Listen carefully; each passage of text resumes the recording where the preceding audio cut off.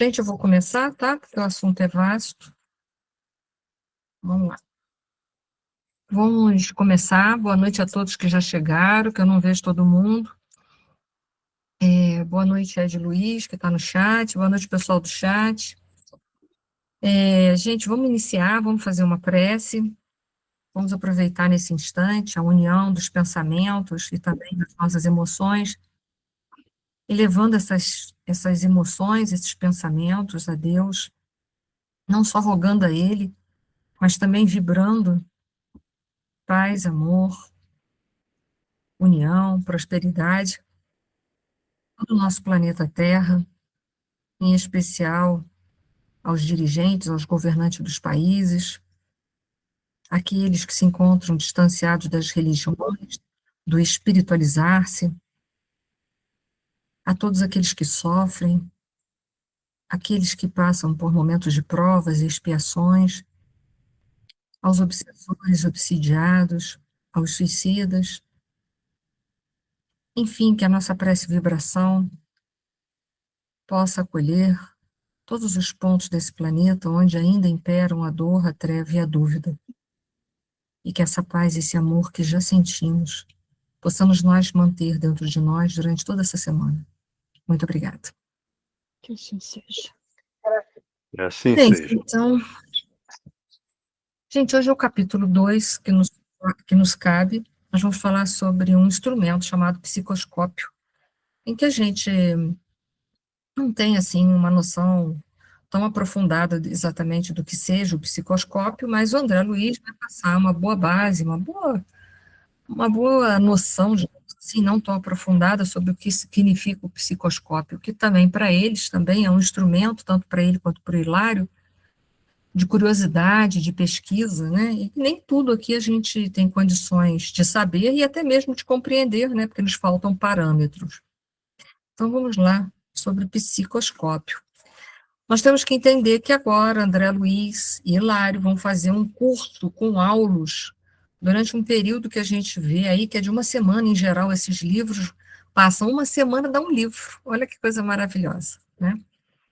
E aí eles vão participar de um grupo que nós chamaríamos hoje, um grupo espírita. Naquele tempo, as reuniões ainda não eram feitas em casas destinadas, né, a centros espíritas, geralmente era feito em casa de alguém, mas é um núcleo de trabalhadores composto por 10 companheiros encarnados, por 10 médiuns, que, segundo a descrição do André Luiz, detentores de faculdades regularmente desenvolvidas e de lastro moral respeitável. Eu coloquei ali 10 companheiros para mostrar para a gente que quantidade não é qualidade. As pessoas às vezes gostam de falar, nossa casa tem uma reunião mediúnica com 50 médiuns, mas não é importante o número, mas é importante a qualidade da reunião que é feita numa casa espírita, a qualidade dos trabalhadores, isso é que é importante. Às vezes uma reunião tão pequenininha rende mais do que uma que tem 10, 20, 30, 40, 50, que às vezes, né, o rendimento é muito ruim. E um lastro moral respeitável. A gente viu que a mediunidade é uma faculdade que, para ser bem utilizada, precisa do desenvolvimento moral, até para ela poder não só ser bem exercida, mas para apresentar qualidade, para apresentar, digamos assim, para ela poder receber credibilidade, para você dar uma credibilidade a uma comunicação mediúnica, é necessário que exista um mínimo de evolução moral do médium. Ele não precisa ser perfeito, não, tá? Não é preciso ser perfeito, mas ele precisa ter um mínimo de qualidades morais para poder trabalhar numa mesa mediúnica. Não é possível a pessoa, só no dia da reunião, ela ser assim, assado, moralizado, e o resto da semana ela fazer e acontecer. Então, precisa um mínimo de moralidade. Trata-se de um pequeno conjunto a serviço de uma instituição consagrada ao nosso ideal cristianizante. Então, a nossa mediunidade é com Cristo, com Jesus. A mediunidade é exercida gratuitamente e ela é exercida pelas bases, com bases nos ensinamentos moral de nosso Senhor Jesus Cristo, que veio trazer a lei de Deus, né? Desse grupo base será-nos já ser-nos-á, né, ali está separado, possível alongar apontamentos e coletar anotações que nos façam valiosas a nossa tarefa. Então, vai rolar em torno dessa instituição, e aí a gente vai ter a oportunidade de ver. Eu trouxe aqui a obra básica, o Livro dos Médiuns, para reforçar o bom uso da mediunidade, onde no capítulo 20, no Livro dos Médiuns, o Kardec vai perguntar se o desenvolvimento da mediunidade guarda relação com o desenvolvimento moral dos médiuns. E aí a resposta dos espíritos é não. A faculdade propriamente dita se radica no organismo, independe do moral. O mesmo não se dá, porém, com o seu uso, que pode ser bom ou mal, conforme as qualidades do médium. Que qualidades? As morais. Ele precisa estudar? Precisa. Porque até faz parte de uma qualidade moral a gente estudar, porque uma pessoa comprometida com aquilo que faz, ela estuda dentro da sua profissão. Imagina a gente se formar numa faculdade 30, 40 anos atrás, nunca mais abrir um livro, nunca mais ler um artigo, nunca mais fazer nada. Vai ficar com aquilo que recebeu na faculdade, ponto final. Ele está comprometido moralmente com o paciente dele? Nem um pouco. Né? Então, engloba também o estudo, que tem médicos que não gostam de ler um livro, não gostam de participar de um estudo, não gostam de nada. Fica difícil. Né?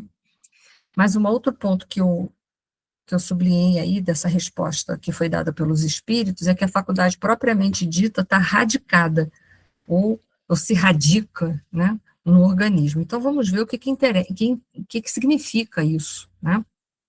Radica no organismo significa que o corpo físico, né, especificamente o sistema nervoso central e o periférico, né, e todos os seus conjuntos, né, o sistema nervoso autônomo, etc. e tal, eles são preparados para a atividade da mediunidade, porque o corpo é um instrumento.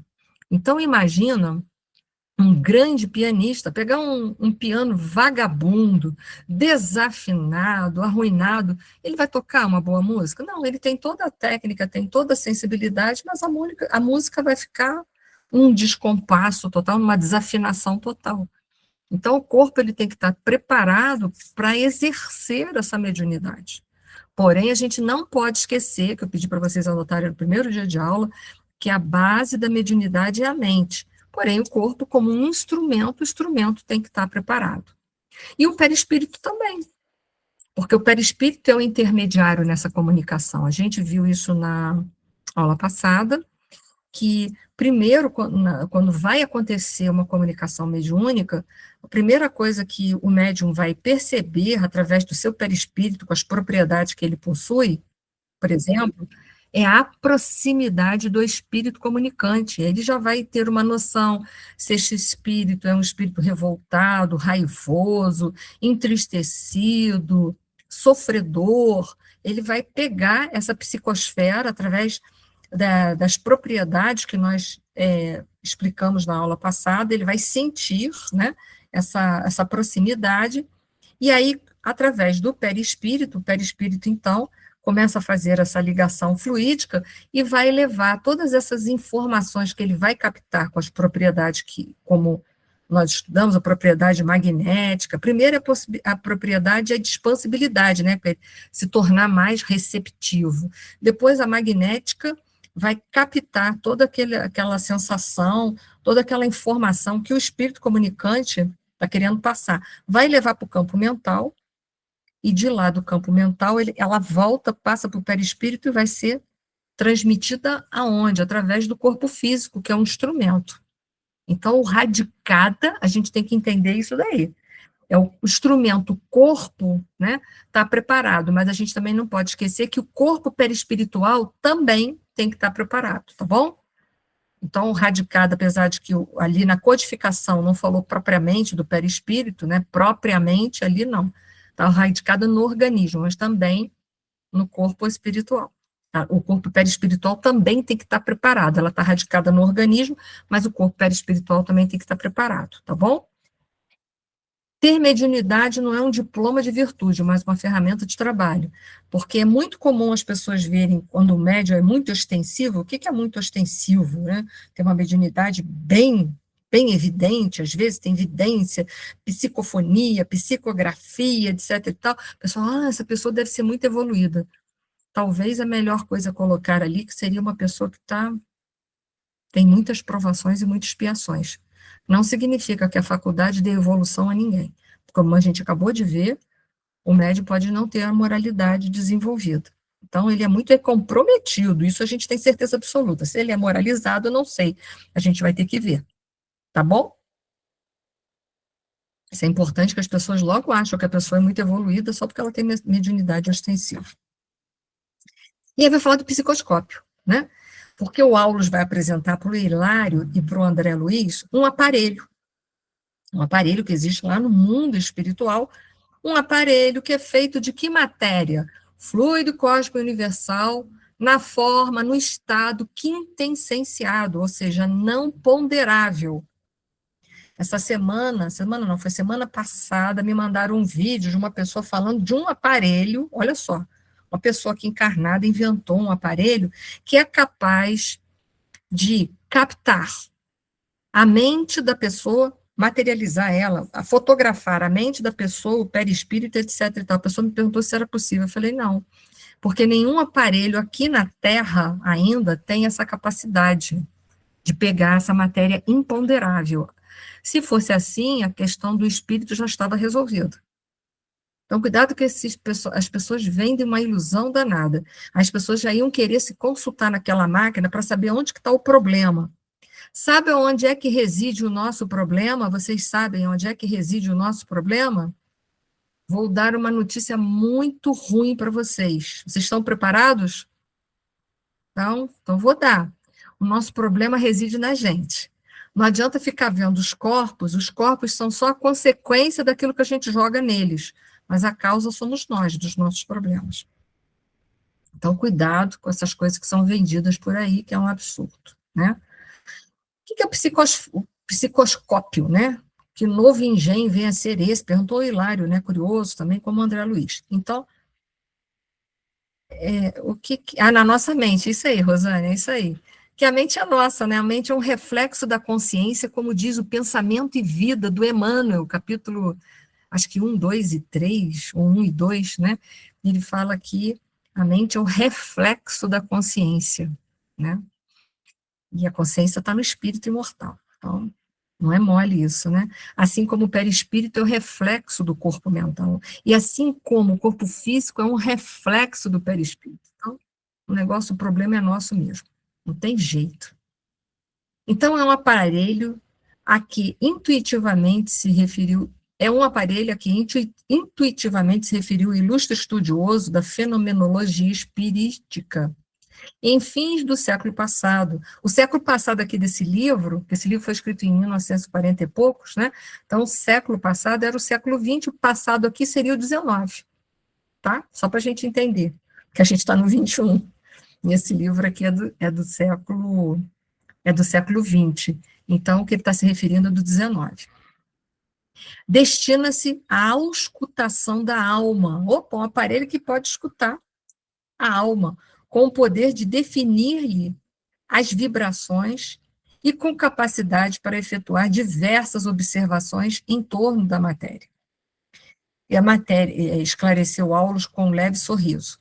Esperemos que esteja mais tarde entre os homens. Funciona à base de elementos radiantes, análogos na essência aos raios gamas. Então, me parece que esse aparelho, ele vai escutar o campo mental do espírito, né? E toda a questão perispiritual dele. Não pode esquecer que matéria aqui, ele está se referindo ao campo mental e perispírito, tá? Que é matéria, mas é matéria quintessenciada, não a nossa matéria. É matéria imponderável, a nossa é matéria ponderável, tá? Matéria mais grosseira. Então, o que parece esse psicoscópio, ele vai ler os nossos pensamentos, né? Vai verificar o nosso perispírito. Isso é uma coisa muito constrangedora para a gente aqui na Terra, se existisse, né? E a gente falando assim para o outro, assim, I love you, e lá dentro pensando, eu te odeio, de morte. Seria mais ou menos isso. Já pensou que coisa constrangedora que seria? Não ia ter como a gente falar mentira. Então, não sei se a gente está preparado para isso. Peraí, deixa eu voltar, porque agora eu fui para os slides, aí eu não vejo vocês. Quem foi que levantou? Foi o Rogério. Pode falar, Rogério. Sabe o que eu acho? Assim como eu vejo um raio-x, um ultrassom, não entendo nada, para usar esse aparelho, tem que ter pessoas especializadas no aparelho para conseguir interpretar a nossa alma. Aí me tranquiliza mais, né? Porque se fosse tudo aberto e todo mundo entendesse tudo, eu ia ficar envergonhado. Mas sabe o que ia dar constrangimento de qualquer maneira? Porque você pensa bem, né? Aí uma pessoa, sei lá, de repente poderia ser um profissional de saúde, não sei se seria esse o termo, né? Mas você vê que situação. Você ia estar contando uma coisa para o seu terapeuta, para o seu médico, mas que ele ia ver que não é nada daquilo que você está contando para ele. Ia ser constrangedor de qualquer maneira. Né? Seria um profissional do espírito. Hein? Seria o quê? Seria um profissional do espírito. Pois é, né? Então, seria um profissional do espírito, né? Mas que cuidaria da saúde dele, né? Então, tu já pensou que coisa constrangedora, a gente falando assim, aí o médico pergunta assim pra gente, você tem comida errada? Não, e eu como com uma regra, que é uma maravilha. Aí o psicoscópio lá falando que você é desregrado, é um glutão, é não sei o quê, tarará. Assim, um exemplo, né? O negócio ia ser bem desagradável, mas eu concordo, pelo menos ia ser só especialistas de início, de início. Mas a gente vai ter uma notícia ruim daqui a pouco, em relação à leitura do campo mental. Vamos ver mais para frente, tem uma notícia ruim para a gente. Obrigada, Amanda. O psicoscópio é um instrumento utilizado para o exame e medição das vibrações da alma. Então, vai revelar a qualidade dos nossos pensamentos, se bons ou ruins. O que ele faz? Ele vê o pensamento na gente, que triste, né? Consegue medir o potencial das emissões mentais, a qualidade das emoções e o estado vibratório de um espírito, esteja ele encarnado ou desencarnado. Porque ele vai mostrar que ele vai usar esse aparelho na reunião mediúnica. Em relação aos médiuns, a gente vai ver isso, e aos espíritos que vão se comunicar. A gente vai ver isso. Então, deixa eu ver onde que eu estou. A passagem do pensamento, né? Ele funciona como uma espécie de telescópio ou microscópio da mente, permitindo que os instrutores espirituais analisem a sinceridade, o equilíbrio emocional e a densidade dos fluidos de uma pessoa. Aí já, né? Você é uma pessoa. O médico pergunta assim, o profissional do espírito, né? Pergunta assim: você é uma pessoa que se irrita com facilidade? Não, eu sou equilíbrio e pessoa. E está lá mostrando que você é irracível. E aí já pensou como é que ia ser constrangedor, né? Então, é isso daí, né? Embora André Luiz se refira a aparelhos, ele também deixa claro que em níveis mais elevados, isso é notícia ruim, que em níveis mais elevados de evolução, o próprio espírito desenvolvido possui um psicoscópio interno. Essa é a tragédia. Essa é a tragédia. Porque os espíritos mais elevados não precisam do psicoscópio. Eles vão olhar para a gente está falando uma coisa e pensando outra. Né? E aí, isso na sociedade, assim, é claro que a pessoa detentora, né, dessa faculdade extraordinária, ela não nos deixaria em saia justa, mas, de qualquer forma, é dureza, né? É dureza. Vamos lá, Rogério, pode falar. Mas, sabe, um espírito que tem um psicoscópio particular é igual aos pais, quando tem aquela criança de 3 anos, lambuzada de chocolate, pergunta para a criança, você comeu chocolate? A criança, não. Mais ou menos isso mesmo. Não vão deixar, nós somos essas crianças, né? Mas eles não vão deixar a gente numa situação ruim. Com certeza, já deve ter vindo aqui na Terra espíritos, né? Com uma bagagem evolutiva que olhava para a gente, né, e dizia, né, nossa, o que você está falando não é aquilo que você está pensando. O próprio Jesus, né, veio aqui, uma olhada de Jesus. Oi? Eu estou pensando aqui, Jesus fazia isso com a maior naturalidade. Com certeza, né? Assim, eu acho que... Pode falar, Elisa, que está picotado o seu, mas pode falar. Eu acho que com algum treino, não com todo mundo, mas com algumas pessoas. Não, eu acho que o olhar de Jesus devia ser esse escaneamento da alma, né? Não tinha como, né? Eu fico imaginando que era assim, não tinha como mentir para Jesus. Você podia falar que não era, mas era aquilo que você estava pensando. Tanto que Jesus sabia, quando ele era colocado naquelas situações, né? como a questão do tributo, por exemplo, né, que foi perguntado a ele, a gente deve pagar o tributo a César ou não? Ele disse, o que tem na esfinge? Eles falaram a César, então, dá a César o que é de César e a Deus o que é de Deus. Jesus foi colocado numa saia justa em vários momentos, né? Ele sabia das intenções, das perguntas, o olhar das pessoas, diziam tudo, né? Jesus sabia, mas Jesus tinha misericórdia, mas imagina, se a gente tivesse um psicoscópio, o aparelho, não o psicoscópio interno, a gente ia usar para falar, fulano, hein, você está falando isso, mas está pensando aquilo. A gente usaria mal, né? Então, mas é constrangedor. Devia ser constrangedor aquela olhadinha de Jesus, né? Para a gente que está antenado, devia ser um caos. Eu que acho. E aqui na Terra, a gente já se... Eu ficaria muito preocupada em chegar perto do Chico. Eu Do também. Divaldo eu já ficava? Eu já Isso, ficava. porque muitas coisas eles conseguiam captar, né? O Chico, o Divaldo, né? Por causa da sensibilidade mediúnica muito aguçada, às vezes eles sabiam que o discurso da pessoa ali era vazio, né? Ela falava uma coisa, mas vivia outra. E a própria psicosfera que a gente traz, eles eram capazes de ver e viam que a situação era diferente, né? Então, imagino, né? Mas é o que nos aguarda no futuro. Temos que nos preparar. O Eni, Oi. no livro Há 2000 anos, Sim. na hora que o senador vai procurá-lo, vai procurar Jesus, mas vai à noite para não ser visto, né? E ele nem esperava que Jesus chegasse. Jesus chegou, ele ali já fez a leitura do cara todinho, né? Pois é. É isso que eu tô falando, esses grandes espíritos, né? Jesus, então, foi o maior que teve aqui entre nós, né? Eles sabiam muito bem que a gente falava uma coisa e pensava outra. Mas, né? Fica aí a reflexão para a gente começar a fazer o discurso bater, né? Seria um psicoscópio menos evoluído. Peraí, que eu tenho que ir lá no chat que agora saiu. Seria um psicoscópio menos evoluído ou um instrumento que usavam naquela triagem das cidades inferiores no livro Libertação? Me parece que era um tipo de instrumento muito parecido, sim, tá, Raquel? Parece que sim, eles conseguiam, né? Mas assim, menos evoluído porque era usado, não é esse que você está perguntando, que era usado para subjugar, seria isso que você está perguntando? Quando eles usavam para subjugar? Isso. Só que era menos evoluído, tá? Tanto que era tão menos evoluído que lembra que quando aquele instrumento foi utilizado na turma, né, com o André Luiz e o mentor, não detectaram que eles tinham aquele nível evolutivo, né, porque era um instrumento que o próprio André Luiz fala que era limitado. Deve ser bem semelhante, tá? Quero crer, não posso dizer que tem o mesmo nome, mas quero crer que seja bem semelhante, tá?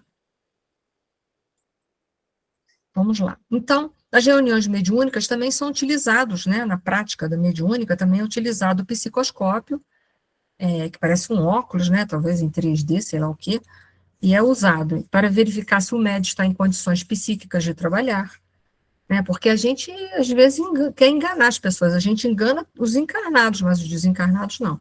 Avaliar se o comunicante, o espírito que vai dar o sofredor, né, ou o espírito endurecido, está sendo sincero ou apenas tentando enganar. Monitorar a temperatura aqui, não é temperatura de graus de temperatura, quente ou frio, não, tá?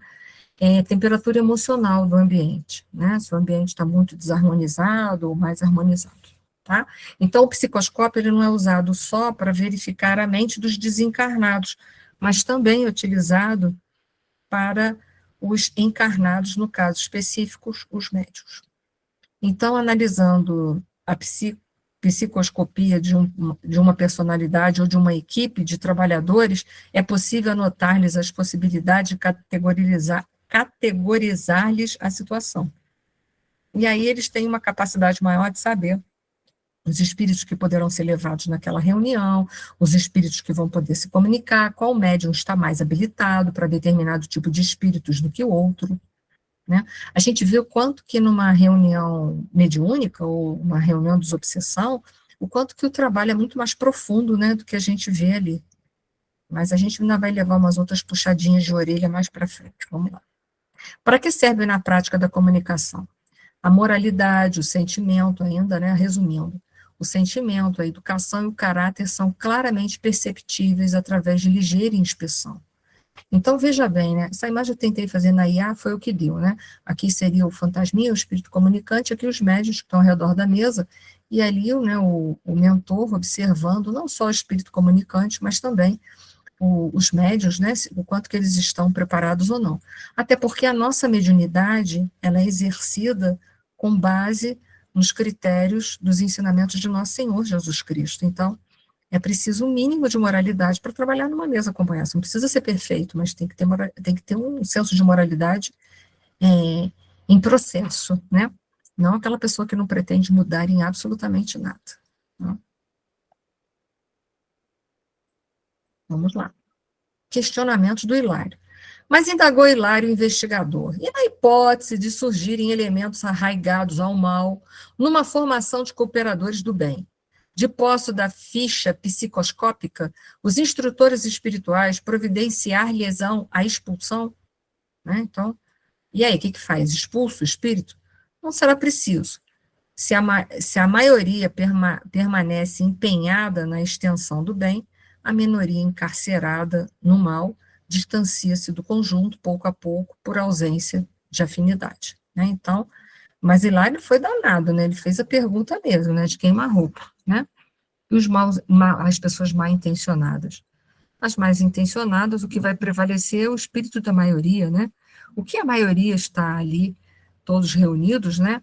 Se estão todos voltados para o bem, um elemento só não vai ter a força de desarmonizar uma reunião inteira. Porém, a gente tem que ficar de olho, né? Mas, enfim, não precisa ser expulso. Vamos lá. Ele continuou, Hilário. Contudo, alegou ainda o meu companheiro, o que acontece numa instituição cujo programa elevado se degenera em desequilíbrio, induzindo-nos a reconhecer que a virtude aí não passa de bandeira fictícia, acobertando a ignorância e a perversidade. Então, no caso, não é mais um elemento, né, um dos espíritos trabalhadores que se encontra em distonia. Mas, no caso, né, desse desequilíbrio, ele ser mais ostensivo, mais extenso, né, por um maior número de pessoas, não é só um elemento, são vários. Então, nesse caso, adiantou o interpelado tolerante, dispensemos qualquer regime de perseguição ou de denúncia. Encarrega-se a vida de colocar-nos no lugar que nos compete. Então, o nosso próprio trabalho, né, a gente sabe que os espíritos sérios vão estar num agrupamentos de uma casa espírita, de trabalhadores que não são sérios, eles vão, né? Se a intenção da grande maioria é só ali, curiosidade, ficar perguntando espírito, se vai conseguir emprego, se vai conseguir dinheiro, se fulano de tal está passando isso, se for só curiosidade o tempo todo, a reunião não tiver um cunho sério, os espíritos sérios também não vão permanecer nessa reunião. O que vai acontecer com essa reunião? A tendência é ela se tornar um caos, acabar tendo brigas, desequilíbrios das mais variadas espécies e acabar aquele agrupamento. Ficou entendido para vocês? Então, um elemento só é fácil de isolar. Quando é a grande maioria, eles ficam entregues a eles mesmos.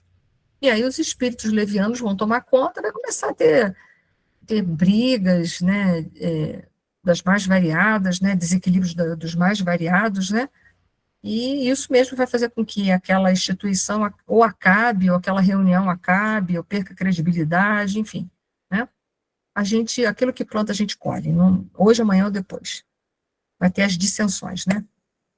Aulos. Aí a palavra de Aulo. Sabe-se atualmente na Terra que 1 grama de rádio, ele vai entrar na física agora, né? Quem souber aí me ajudar mais do que eu sei muito pouco, né? Que 1 grama de rádio perde a metade do seu peso em 16 séculos. Séculos, hein, gente? E que um ciclotron, trabalhando com projéteis atômicos acelerados, é uma máquina, né? A milhões de elétrons-volts, né? Realiza a transmutação dos elementos químicos de imediato. Então, a gente está falando de 2 situações, né? Um material radioativo em 16 séculos, né? Perde a metade do seu peso, né? Ele vai se perdendo, dissipando, vai acabando, né? Mas isso é em 16 séculos, né? Isso não é de um dia para a noite. Como uma máquina, um ciclotrão, trabalhando com projéteis atômicos acelerados, acelerando as partículas, né, a milhões de eletronvolts, uma quantidade de energia fabulosa, né, muda a condição dos elementos químicos de imediato. Então, ele dando essa ilustração, ele vai explicar assim: a evolução pelo tempo. Nós vamos mudando com o tempo? Gente, o progresso é inexorável. Não tem como falar que você não quer progredir. Então, o tempo vai fazer esse trabalho na gente. O bom seria se a gente não precisasse usar tanto tempo, como é no caso aí, né, de um elemento radioativo que vai levar 16 séculos para poder perder o seu peso. O bom seria que antes de 16 séculos, um exemplo, né, uma metáfora, a gente alcançasse níveis evolutivos mais significativos. Mas o tempo, ele vai nos ajudar a evoluir, né? Então, a comparação com o rádio é brilhante. Na física, o tempo de meia-vida é o período necessário para que a metade dos átomos de uma substância radioativa se desintegre. Mas eu espero que a gente consiga evoluir, não porque o tempo vai empurrar a gente vai ficar encurralado pelo tempo, mas que a gente use muito bem o tempo para evoluir rapidamente. O que isso significa para nós? É a evolução natural. Através das eras, as experiências comuns da vida vão desintegrando nossos defeitos e imperfeições, né? Mas por que a gente tem que fazer com que isso dure séculos? A gente poderia usar o tempo melhor e isso não ser tão longo assim, mas isso depende do nosso livre-arbítrio. É um processo seguro, mas extremamente lento, medido em milênios. É o aprendizado pela observação e pela repetição. É aquela pessoa que vai empurrando tudo com a barriga, não é assim? Então, o que ela podia fazer em um ano, tem gente que leva 10, 20, 30. Mas poderia ter sido feito num tempo menor.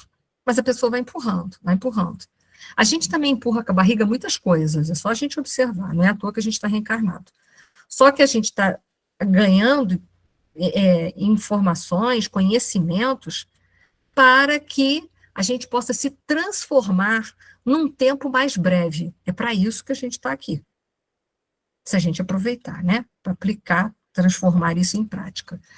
Então, ele fala, a evolução vagarosa nos milênios ou o choque brusco do sofrimento altera-nos o panorama mental, aprimorando-lhes valor. Então,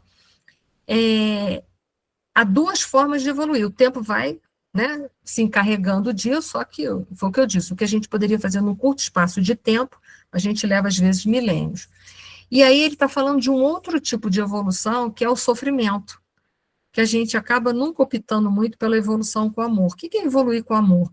É perdoar, aceitar, ter misericórdia, ter paciência, ser compreensivo.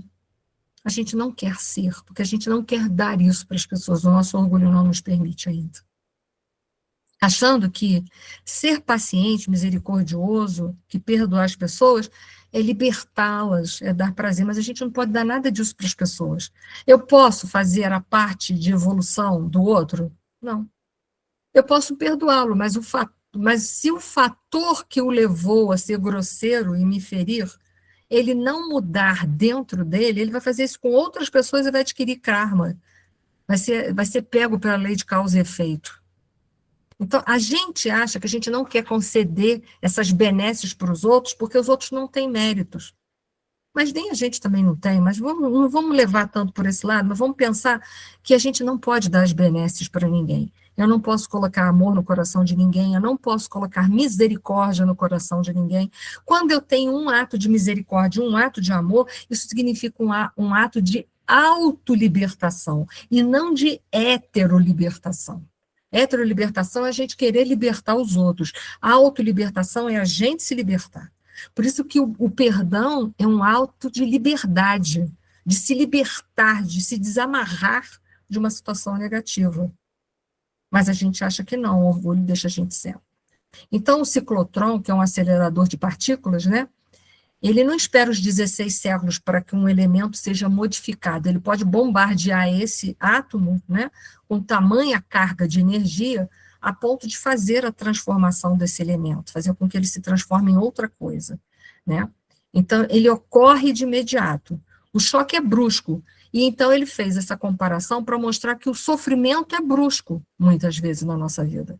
o sofrimento, a dor, ou as provações severas com que a gente passa, são como esse ciclotron, esse choque de mudança abrupta dentro de nós. Que a vida vai assim, ela vai dando oportunidade para a gente evoluir com amor, não é assim? Vai dando chance aqui, vai dando chance ali, vai dando, vai dando, vai dando. A gente usa se a gente quiser. Se a gente não quiser, um dia vem a dor e descalça a gente vai ter que fazer aquilo que a gente, em 16 séculos, a gente não resolveu fazer, que a gente poderia ter feito em muito menos do que isso. Não sei se eu me fiz entender, se eu consegui me tornar clara, né? Então, essa transformação é isso daí. Então, ou eu vou deixar o tempo me transformar, vou empurrando com a barriga o tempo, então aquilo que eu podia fazer em um ano, eu levo 16 séculos, assim, uma comparação bem chocante, ou vem o sofrimento, né, no seu estado mais doloroso, né, como um ciclotron para me transformar do dia para a noite. Eu que escolho isso, eu que escolho. A vida vai fazendo convites amorosos, mas a gente nem sempre quer ceder a eles. Então, a casa espírita cristã agora é o assunto em questão. Novamente, eu botei lá o psicoscópio lá no moço, né, no espírito. Vamos lá. Escoados alguns instantes, penetramos acanhado aposento, onde se congregavam reduzida assembleia, em silenciosa concentração mental. A gente vai ver que a concentração mental é de suma importância nos processos dos trabalhos mediúnicos. Nossos companheiros, elucidou o assistente, fazem um serviço de harmonização preparatória. Não dá para a gente estar, talvez aqui nem todo mundo já participou de uma reunião mediúnica, mas não dá para a gente estar lá na reunião mediúnica pensando assim, nós, mulheres, um exemplo. Aí, quando eu chegar em casa, eu tenho louça para lavar. Gente, eu deixei uma moçarada naquela pia, Jesus. Um monte de roupa no balde que eu tenho que botar na máquina depois. Não dá para ser assim. Ou você está ali ou você não está ali. Se você quer servir de instrumento, você tem que abstrair-o de fora. 15 minutos de prece, olha aí, disciplina mental, porque a prece é para a gente se ligar com a espiritualidade superior, com o Pai, né? Porque nós é que temos dificuldade. Quando não sejam de palestra ou leitura com elevadas bases morais, porque a leitura ou o pequeno estudo antes das reuniões mediúnicas, elas são boas porque ajuda a gente a se desconectar da vida diária, da vida do dia a dia, para a gente se conectar na reunião que vai acontecer. Sabem que não devem abordar o mundo espiritual sem atitude nobre e digna que lhes outorgará a possibilidade de atrair companhias edificantes. E por esse motivo, não comparecem aqui sem trazer no campo que lhes é invisível as sementes do melhor que possuem. Então, a gente já vai vendo que tem que ter prece, tem que ter concentração, tem que ter disciplina. Por isso que Emmanuel disse para Chico que o que ele precisava?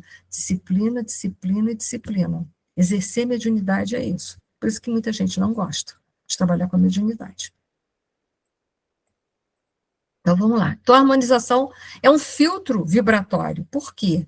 Porque se eu entro ali numa concentração mental, eu estou decantando, deixando o mundo material para trás por alguns minutos e tentando me conectar com algo maior do que a vida material. Os 15 minutos, né? É os 15 minutos de disciplina que eu preciso fazer, né, para fazer um ajuste, ajustar a minha sintonia mental mais. Aí vocês devem pensar, então basta eu chegar lá 15 minutos antes da reunião que eu faça essa conexão? Não mesmo. Essa disciplina mental, pelo menos, precisa ser exercida durante todo o dia. De preferência, todos os dias, independente de ter trabalho mediúnico ou não. Por isso que é tão difícil. Porque não dá assim, a hora que eu quero, eu ligo a disciplina, a hora que eu não quero, eu desligo a disciplina. Como assim? Imagina um dia todo perturbado, que eu deixei a minha mente se envolver com 1000 situações difíceis, eu vou chegar lá 15 minutos antes da reunião, eu vou estar preparada? Não mesmo, não mesmo. Tem ninguém que consiga isso. É a mesma coisa que pegar um aluno, ele tem prova agora. 15 minutos antes da prova, ele vai estudar a matéria para fazer prova. Ele vai conseguir? Não. Tempo insuficiente. É a mesma coisa a mediunidade. A responsabilidade do médium. O texto reforça que a possibilidade de atrair companhias edificantes, né, os mentores, depende da atitude nobre e digna do estranho. Então, por isso que tem que ter uma leitura nobre, para reforçar os princípios. Pode falar, Ed. Boa noite a todos. Boa aí. Noite. Então, assim, eu divido um pouco de você. Acho que você, no fundo, talvez você pensa até um pouco parecido com o que eu vou dizer. Acho que depende muito do que a pessoa fez durante o dia ou Sim, durante a semana. Se houve situações conturbadas pelas quais ela passou e tal, e ela percebeu que aquelas situações tinham que acontecer, coisas desse tipo, e ela conseguiu passar ali, né, tentando se salvaguardar o máximo possível, né, a própria mente. Acho que em 15 minutos, quando ela for lá para a sessão espírita, lá para a reunião, dependendo do que ela for fazer, ela vai se sentir, ela vai conseguir dar aquela centrada e talvez possa fazer alguma coisa, talvez não possa não fazer, né, o que ela costuma fazer, mas talvez ela consiga realizar alguma coisa. Agora, se ela xingou, né, brigaram com ela, brigou com todo mundo, xingaram ela, xingou todo mundo, tacaram o pé na neta, tacou o pé no pessoal, aí ela, né, tá precisando de um passe, na verdade. ela não poderia nem talvez frequentar. Eu acho, sim, que talvez a minha explicação não tinha sido esclarecedora, que provas e expiações a gente tem a semana inteira, o médium não fica isento de provas e expiações, então a gente vai ter aborrecimento, às vezes, familiar, aborrecimento no trabalho, mas é o que a gente faz desse aborrecimento é que vai modificar, né? Porque, como você disse, vamos supor que eu pegue um aborrecimento familiar, e esse aborrecimento foi tipo assim, alguém me ofendeu e eu caio na briga junto, né? Ah, agora você vai ver, você me ofendeu? Você vai ver só o que eu vou falar para você agora. Aí você está de tiro cruzado, né? E aí, isso daí é que não dá para chegar e achar que em 15 minutos você vai resolver. Agora, os problemas, né, familiares, se eu não entrei no olho por olho, dente por dente, naquele momento, foi só aquilo que me abateu, mas eu soube, né, gerenciar melhor as minhas emoções, os 15 minutos podem ser o suficiente. Por quê? Porque eu não mergulhei na lama antes de entrar numa reunião. Eu passei por problemas, mas eu não mergulhei na lama. Agora, se eu entro no embate, eu mergulhei na lama. Eu estou suja. E tem aquela questão também, né? Todos nós temos emoções, e a gente pode, mesmo se esforçando para se salvaguardar das coisas que aconteceram naquele dia ou durante aquela semana, a pessoa pode estar triste também, né? Ela pode estar chateada, nada impede, né? E aí a pessoa tem que ter uma autoavaliação, usar em si, sem nenhum aparelho, né? Olhar para dentro de si e falar assim, você está com condições, né? Ou está precisando de ajuda, também tem isso. E fazer o melhor que dá para fazer, senão ninguém vai fazer nada, a verdade é essa. Porque a gente tem que chegar com o mínimo de equilíbrio. Eu gostei, assim, da colocação que a Regina botou aqui no chat, ela colocou assim, a comparação de um cirurgião, né? Ela fala assim, um cirurgião não chega no hospital e adentra a sala de cirurgia com a mesma roupa que estava na rua, sem nenhuma asepsia, sem preparo algum, né? Então, a gente tem que chegar, os 15 minutos é para trocar a roupa, mas entendendo que se ele, por exemplo, ele está com uma doença infecto-contagiosa, agora eu que vou fazer uma complementação ao que a Regina disse, né?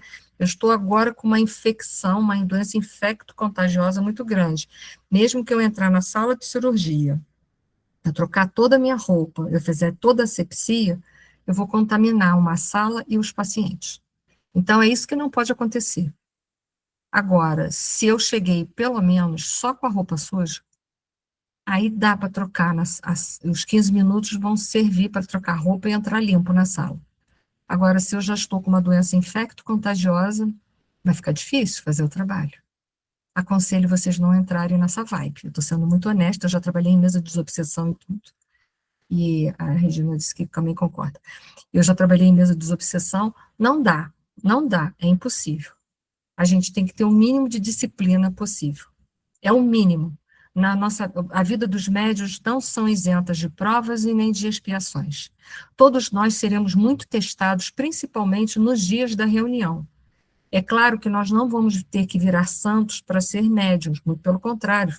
A gente já viu que a qualidade moral é uma qualidade a ser trabalhada pelos valores morais do Cristo. A gente veio tecendo isso desde o início. Mas o que não dá para chegar é na sala de cirurgia, com uma doença infecto-contagiosa e achar que só roupa trocada é o suficiente. Então, assim, essa é a minha posição. Eu já trabalhei e eu vejo dessa forma, mas eu não sou a verdade absoluta. Vou dizer isso para vocês, não sou mesmo. Mas eu acho que é um mínimo de preparo. Se o médium chegar numa casa, ele achar que ele está muito desequilibrado, ele pode até tentar o passe, mas se o desequilíbrio ainda for interno, for maior, porque há momentos que nós vivemos certas emoções que são maiores do que a gente pode dar conta. Eu aconselho não forçarem uma situação. Eu já vi isso em mesa de desobsessão, não foi feliz a pessoa. Já vi isso em sala de passe, que a pessoa forçou uma situação, ela não foi feliz. Já vi isso em mesa de educação mediúnica, a pessoa forçou uma situação e não foi feliz. Então, assim, é claro que a gente não precisa ser perfeito para ser médium, até porque eu não sou perfeita, e trabalhei em mesa mediúnica. Mas, assim, digo a vocês, é um mínimo de equilíbrio possível para adentrarmos a uma mesa mediúnica. Isso que eu vejo, essa é a minha interpretação. Eu digo para vocês, ser médium não é fácil. Aqui os médios de plantão sabem disso. Mas é um mínimo de preparo e de sinceridade nossa. O dia que a gente não estiver preparado, mesmo, de verdade, de forma nenhuma, já tomou um passe, já conversou, mas não está preparado. Não tentem forçar um trabalho que vocês não podem fazer. Isso é a minha posição, tá? Então, né, esse é o princípio de harmonia. Claro, obrigada. Pode falar, Eduardo. Ô, Eni, eu, na UMEP, às segundas-feiras eu aplico o passe, e às terças-feiras eu faço parte de uma reunião mediúnica aplicando passe, fazendo a vibração. Eu uma vez cheguei para aplicar passe na segunda-feira, na porta da UMEP, um motorista de aplicativo, eu chamei a atenção dele que ele estava parado na entrada do estacionamento, falei, meu amigo, o senhor está parado na frente. O cara só faltou sair do carro e me agredir. Mas disse um montão de... Eu fiquei de tal maneira revoltado e abalado que eu subi para a reunião, para assistir a reunião, na sala de passe. Eu disse, olha, eu não tenho condições de hoje aplicar passe. Eu vou querer receber um passe. Sim, melhor. Melhor a honestidade, Eduardo. Foi muito, muito bonita a sua honestidade, muito corajosa. Porque eu não Porque era estava em melhor que condições. Eu não estava em condições. isso. Você ia desarmonizar uma equipe de trabalho, Exatamente. né? E na E, mesa mediúnica, na reunião mediúnica, né, a coisa ainda é mais séria, né? sim, desobsessão, então, é seríssimo. É seríssimo. Vocês não têm noção quanto que isso é seríssimo. Então, assim, é melhor a gente não pode usar isso como um pretexto para não trabalhar, porque tem gente que acaba falando, hoje eu me abalei, amanhã eu me abalei, depois de amanhã eu me abalei. Ora, peraí, você está se abalando demais, é hora de começar a ver isso também, né? Mas o que eu quero dizer é o seguinte, tem que ter um mínimo de disciplina, é um mínimo de disciplina, né? E quando a gente sente que a gente não alcançou o nosso mínimo de disciplina, o melhor é fazer o que você fez. Eu não posso dar passe hoje porque eu não estou em condições. Eu tentei estar em condições, mas eu não consigo até o momento. Então, é melhor a gente usar de honestidade, né? E fica também o ensinamento, para se amanhã você for abordado por uma pessoa grosseira de novo, que não é difícil, né? O mundo está muito conturbado, isso é comum, a gente às vezes também é grosseiro com as pessoas, não que isso seja comum ser grosseiro, mas eu quero dizer, a gente também tem falhas, é a gente se preparar para uma próxima abordagem, a gente está mais preparado, né? É um preparo, é uma disciplina. Então, assim, há de se entender que esses 15 minutos que esses médios estão fazendo é para aquele que está com o mínimo de preparo possível, ele chegou ali o mínimo possível, ele está só fazendo um ajuste de sintonia, né? É um desligar-se do fora, ligar-se num outro momento, mas ele não está com algo que o amarre fora, como é uma desarmonia muito severa que a gente possa se envolver. E são os 15 minutos para a gente fazer esses ajustes vibratórios, até mesmo para a gente poder ajudar os espíritos que irão vir naquela região, na reunião, e também para fazer sintonia com os nossos mentores, para a gente estar resguardados e ajudar a resguardar uma reunião inteira. Porque uma reunião mediúnica é um corpo. Num corpo, o que é mais importante? O coração ou o rim ou o fígado ou não sei o quê? Tudo ali é importante. Então, todos estão mergulhados dentro de um sistema. Mas vamos lá. Então, eu fiz uma imagem do IA, né, que é para ver o quanto que os médios estão ligados, né? Isso aqui só a cabecinha deles, os campos mentais estão todos ligados o quê? Com o alto, né? E essa facilidade, essa conexão que o Aulus descreve, ela vai formar um halo vibratório de proteção entre eles. Mas por quê? Porque está todo mundo ali unido verticalmente, né, com a nossa, com a espiritualidade. Obrigada, Agnes. Eu tentei fazer o mais próximo possível, mas assim, eu tenho muitas limitações, então a gente tenta só para ilustrar. Então, são os médiums aqui conectados com o alto, né? A busca da verticalização dos sentimentos que a gente precisa ter, e isso vai promover todo um campo vibratório de proteção para todos nós que estamos trabalhando naquela reunião, porque nesse instante nós somos responsáveis ali uns pelos outros. Não importa se a pessoa que está ali, ela só está ali trabalhando na reunião, sei lá, de desobsessão, só como um passista, mas ela é trabalhadora muito da séria. Para mim é tão importante quanto o médium psicofônico. Então, ali todos têm o mesmo grau de importância e todo mundo precisa estar unido ali direitinho para um proteger o outro e fazer de uma reunião séria. Isso é que é legal. Imagina um aqui falando mentira, dizendo que estava preparado e não está. A gente quebra um pouco essa harmonia. Então, é esse grau de dignidade que a gente tem que buscar em nós. E aí, então, na visão da reunião pelo psicoscópio, né? O que eles estão avaliando? Os espíritos que vão se comunicar. Aqui no centro tem um espírito que está com o psicoscópio, o mentor, né, da reunião. Ele está avaliando não só os espíritos que vão se comunicar, mas como todo o sistema dos médiuns também.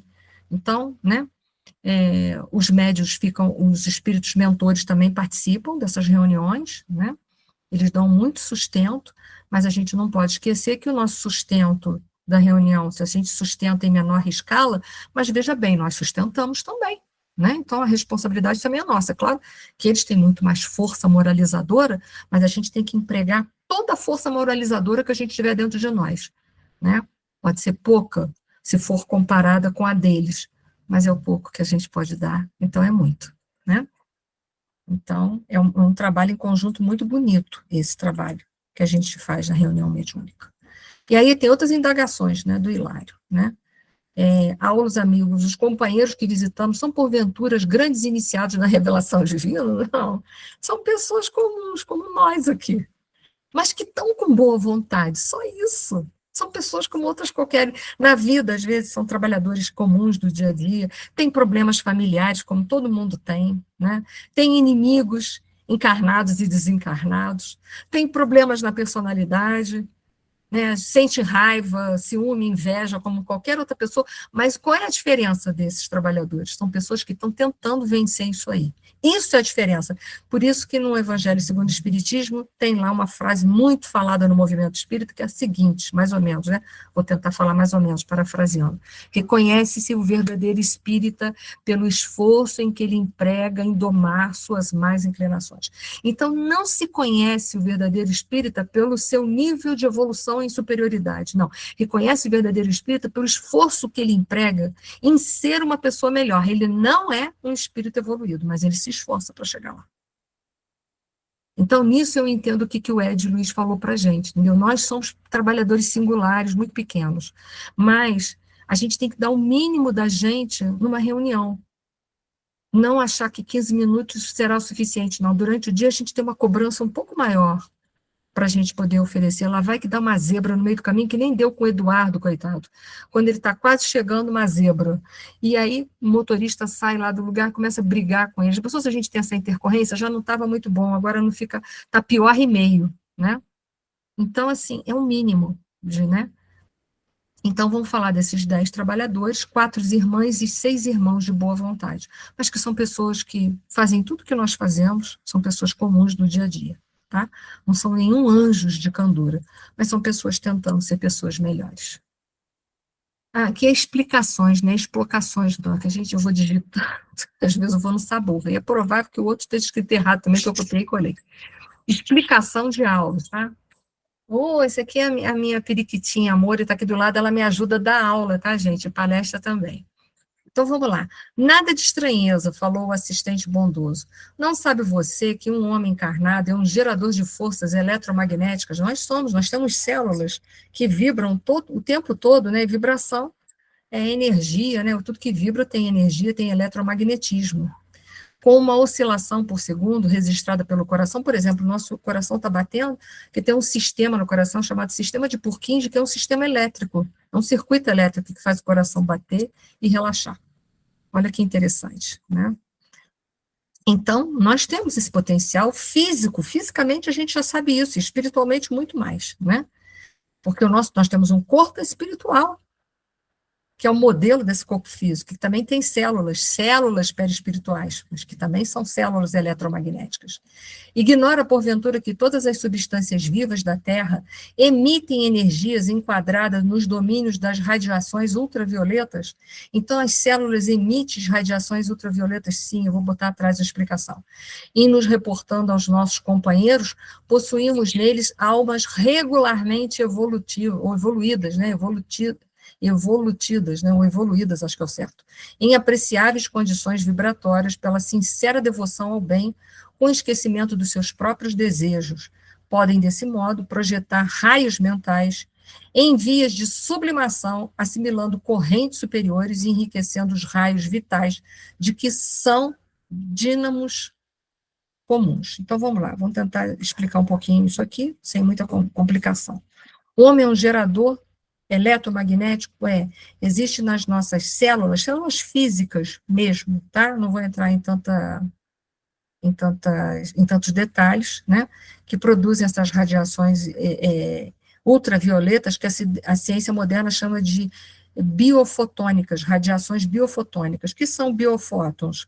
Os biofótons são a emissão espontânea de luz, quase invisível ao olho humano, tá? Mas por todos os organismos vivos. Então, isso foi captado pelos nossos aparelhos aqui na Terra, e as células emitem isso. Não é a mesma coisa que fóton Kirlian, tá? Não é, já vou avisando. Mas são radiações que as nossas células, pelas suas próprias vibrações, emitem. Receberam o nome científico de biofótons, tá? São radiações ultravioletas. A gente não consegue captar com os nossos olhos, por serem uma luz quase que invisível mesmo, mas há como captar, tá? Sem maiores delongas. Ele disse que nós somos dínamos, né? Um dínamo, a gente sabe que é uma peça, um aparelho que transforma o movimento em eletricidade. O único dínamo que eu conheci quando eu era criança é que meu pai tinha uma bicicleta que tinha um dínamo que encostava na roda e gerava. Os mais antigos aqui vão saber isso, só o pessoal velho, porque o pessoal novo não sabe o que é isso. Ele encostava na roda e a roda, né, girava o dínamo e promovia. O Eduardo também conhece, graças a Deus tem gente que conhece aqui. E aí aquele dínamo, né, ele gerava uma energia que passava um fiozinho, tinha uma lanterninha, tem mais gente, graças a Deus que não sou eu, tinha uma lanterninha na frente da bicicleta, e aí acendia a luz, era gerada pelo próprio movimento da bicicleta. Olha que coisa mais econômica e interessante. Então, quanto mais você andava, mais a luz ficava forte. Então, o dínamo é um instrumento que transforma o movimento em eletricidade, né? Tudo no mundo é energia em potencial. Então, gerar movimento, tudo que gera movimento gera um campo eletromagnético na Terra, né? Isso tudo é assim que funciona. E nós somos isso, né? As nossas próprias células, nós estamos vibrando o tempo todo, o nosso próprio pensamento é matéria que está sendo movimentada por nós, que está mudando o ambiente, está dando características positivas ou negativas. Olha a movimentação. E nós sabemos, pelo próprio Emmanuel, no Pensamento e Vida, que o pensamento é uma força eletromagnética, né? Então, nós estamos vibrando o tempo todo, mudando o nosso mundo ao redor, e tudo mais. Então, nesse momento, né, nós poderemos, pelas nossas vibrações, se elas forem boas, fazer com que a gente possa assimilar uma qualidade de fluido melhor e também fazer uma conexão com os espíritos superiores. Claro, quanto melhor a gente vibrar, melhor vai ser. Então, a pergunta é isso. Por isso, os fluidos de pensamentos e emoções negativos viram doenças? Sim. Sim. Mas para fazer uma marca no perispírito, como diz Gabriel Delane, é preciso intensidade e duração. Ou tem que ser uma forte emoção para fazer uma marca, né, como uma mágoa, uma raiva muito grande, ou aquilo que é hábito. Todo dia a gente pensa mal, todo dia a gente pensa mal, até que a gente imprime uma marca no perispírito que é jogada para o corpo físico. É a doença que a gente fala. Mas sim, Ricardo. Quanto ao dínamo, todos os veículos com autopropulsão têm algo parecido com o dínamo, chamado alternador, tá, que recarrega a bateria enquanto o veículo anda. Eu já ouvi falar desse alternador, mas eu não faço ideia como seja. Vou até olhar depois no Google como é. Mas é verdade, parte da bateria é recarregada quando a gente anda. É claro que ela tem um tempo, né, me desculpe se eu sou muito ignorante, mas me parece que os elementos químicos da bateria vão sofrendo desgaste, e aí o tempo não adianta mais, porque não tem como recarregar algo que já está danificado, quero crer que é assim que funciona, né? Mas tem esse alternador que eu já ouvi falar que é como se fosse um dínamo, sim, eu só não sei como é que ele é, não faço ideia, eu sei que parte da bateria é recarregada enquanto a gente anda. Por isso que carro, quando está muito tempo parado na garagem, a gente tem que ligar ele de vez em quando, não é isso, Ricardo? E a Alessandra está falando assim, interessante, por isso vigiar e orar. Exatamente, para a gente não cair nas doenças, exato. Pode falar, Rogério. Ricardo, não sei quem é primeiro. Fala, Ricardo. Oi, Ricardo, está com cheiro. Estava usando o fone. Mas qualquer dispositivo, se ficar sem uso, ele acaba pifando pela falta do uso. Sim. É inevitável. Mas é fato que a bateria tem elementos químicos, né, que vão sendo descarregados com o tempo, isso é fato? Sim, porque ela funciona basicamente, a bateria comum, com duas placas, né? Uma que vai polarizar positivo, outra polarizar negativo. Isso vai perdendo a qualidade eletroquímica com o tempo, e aí a bateria chega a um ponto que não carrega mais. Sim. Sim. Então, essa a razão pela qual que não adianta ter o alternador, como é que você falou? Não, é o alternador. O alternador porque ele não vai mais conseguir, né? Porque os elementos estão fracos, né? Eles vão perdendo... Não, mas ele vai continuar tentando, porque você vai ter que, na verdade, trocar a bateria, não tem jeito. Sim, claro. Por isso que ela tem um tempo de uso, é verdade. Tá, só isso. Obrigada. Rogério. O dínamo, ele é composto de basicamente uma bobina de cobre com um ímã. Então, enquanto a bobina faz o movimento, né, vindo do pneu da bicicleta, ele gera energia elétrica. Mas eu fico sempre pensando, e o espírito? O que faz ele movimentar? De onde vem a força e a energia do espírito? Pois é. Mas se a gente não é matéria... e nem tão pouca energia, mas sim espírito, provavelmente deve ser de lá, você não acha? Deus colocou alguma coisa lá que tem uma energia eterna, é um gerador de energia eterna, e que não acaba. A gente só muda o uso dela através do nosso pensamento numa retroalimentação. Penso eu, tá? Isso aqui eu nunca li numa literatura espírita. Eu vejo porque a gente sabe que quanto mais nós amamos, mais iluminados nós ficamos. E isso tem literatura espírita, né? Espíritos em processo de evolução são sempre opacos, cinzentados, né? Bebendo lama no umbral, igual eu. Agora, espíritos né, das alturas são safirinos, né? Luzes maravilhosas. Isso a gente sabe que quanto mais evoluído, mais iluminado nós ficamos, mas a gente não entende como que é essa retroalimentação e expansão dessa visão iluminada. A gente não tem. A gente teria que ter uma fonte, né? Se a gente pensar, essa fonte é Deus, nós estamos em Deus. Então, essa é a minha forma de pensar. É a forma que eu entendo também, que nós temos um dínamo aqui, e o amor da emissão de Deus, que é uma vibração, chega em nós, que ele faz com que nosso dínamo vibre e nos gere energia.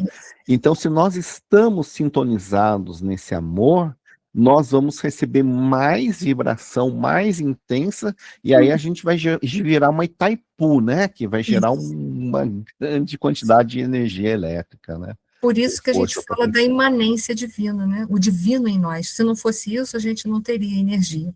Nós não somos capazes de produzir por si só. Nós estamos em Deus.